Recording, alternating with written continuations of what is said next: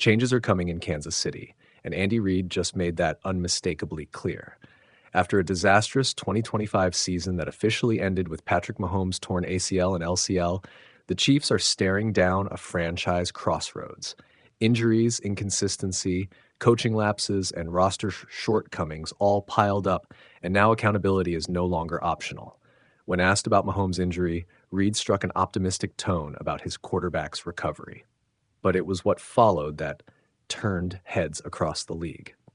I know the process of rehab, and for sure he'll get in there, and I know he'll come out on the strong end of this thing, Reid said. As we go here, we're finding a lot out about our team. Some of the young guys are having opportunities to play. We're going to finish this season strong and with effort.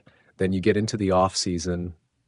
It's our responsibility to clean things up on the coaching side of it, and the players to take responsibility on their end, and then whoever is hereafter to retool it. That last line, whoever is hereafter, landed like a warning shot. Reid wasn't threatening change for effect. He was stating reality. The Chiefs of 2026 will not look like the Chiefs of today. Kansas City currently has only 36 players under contract beyond this season. That means more than half the roster is effectively auditioning over the final 3 games. With 7 projected picks in the 2026 NFL Draft, including a compensatory selection, turnover is inevitable. And it won't just be players feeling the heat. Coaches are under the microscope too. Reid openly acknowledged that the staff must clean things up, a rare admission from a head coach who's built a reputation on stability and trust. With Mahomes sidelined, the pressure now shifts to scheme, preparation, and adaptability. Gardner Minshew's role is suddenly more than a placeholder. While Mahomes remains the unquestioned franchise quarterback, his availability for Week 1 of 2026 is no longer guaranteed. These final games give the Chiefs valuable information, not about replacing Mahomes, but about how functional the offense can be without him. That evaluation extends across the roster.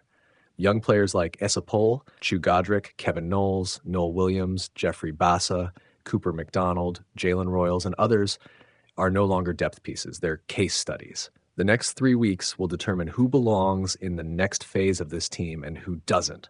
Fans may talk about draft positioning and tanking, but Reid isn't wired that way.